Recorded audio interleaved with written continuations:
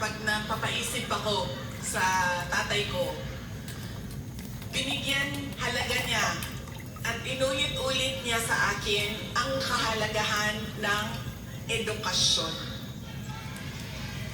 Hindi niya ako tinigilan. Alam niyo, si PRD, yung pong mga nasa harap, kailangan niyo po umupo kasi hindi makakita yung nasa likod.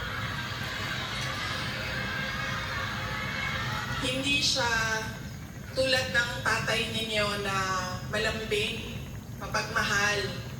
Hindi ganyan ang tatay ko. Ang tatay ko galing siya sa generation na laging galit. Diba?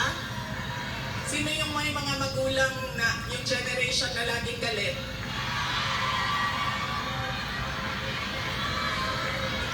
Yan.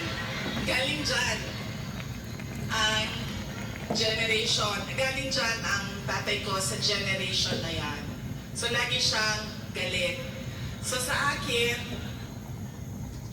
maalala ko, sinabi niya talaga sa akin, paulit-ulit habang ako ay